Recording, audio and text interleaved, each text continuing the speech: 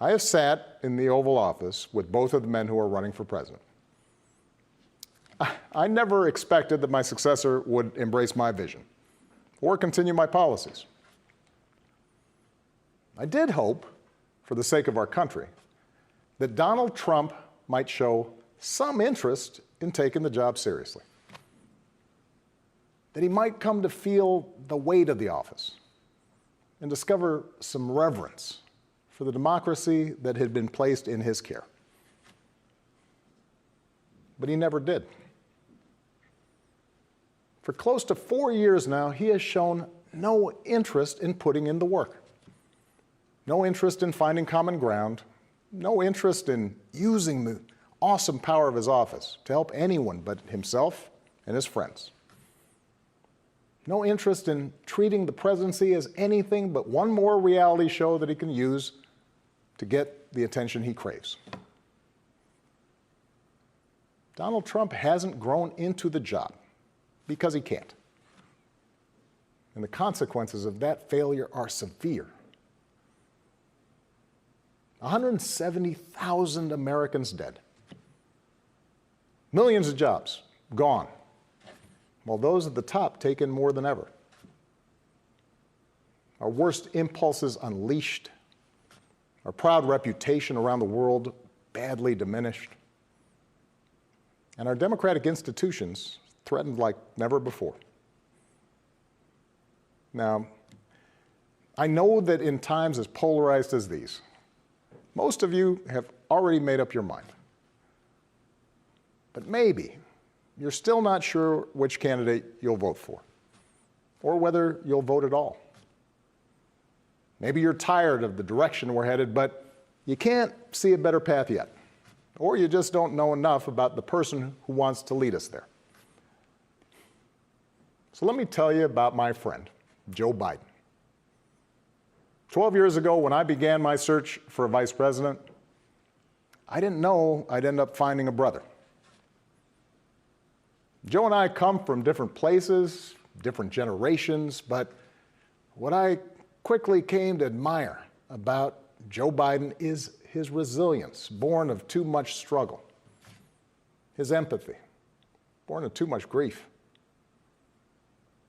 Joe is a man who learned early on to treat every person he meets with respect and dignity, living by the words his parents taught him. No one's better than you, Joe, but you're better than nobody. That empathy, that decency, the belief that everybody counts, that's who Joe is. When he talks with someone who's lost her job, Joe remembers the night his father sat him down to say that he'd lost his. When Joe listens to a parent who's trying to hold it all together right now, he does it as a single dad who took the train back to Wilmington each and every night so he could tuck his kids into bed.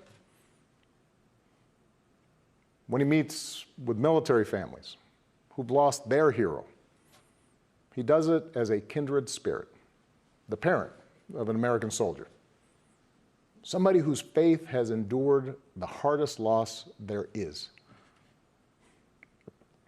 For 8 years, Joe was the last one in the room whenever I faced a big decision.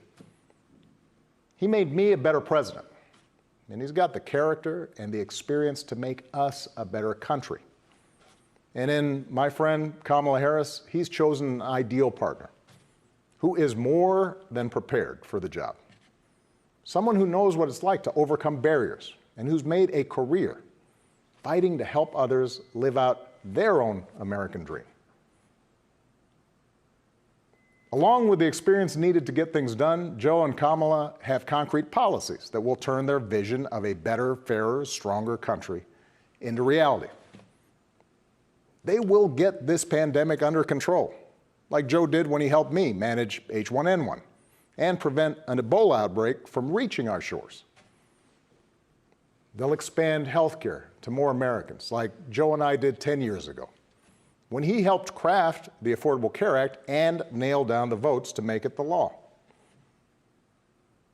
They'll rescue the economy, like Joe helped me do after the Great Recession, I asked him to manage the Recovery Act, which jump-started the longest stretch of job growth in history. And he sees this moment now not as a chance to get back to where we were, but to make long overdue changes so that our economy actually makes life a little easier for everybody. Whether it's the waitress trying to raise a kid on her own, or the shift worker always on the edge of getting laid off, or the student figuring out how to pay for next semester's classes. Joe and Kamala will restore our standing in the world. And as we've learned from this pandemic, that matters. Joe knows the world, and the world knows him. He knows that our true strength comes from setting an example that the world wants to follow. A nation that stands with democracy, not dictators. A nation that can inspire and mobilize others to overcome threats like climate change and terrorism, poverty and disease.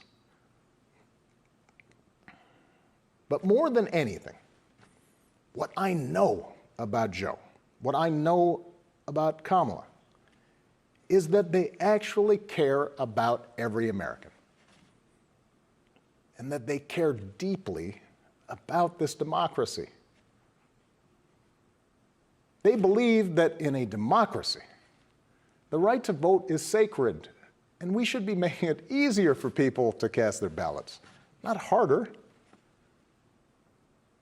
They believe that no one, including the president, is above the law, and that no public official, including the president, should use their office to enrich themselves or their supporters.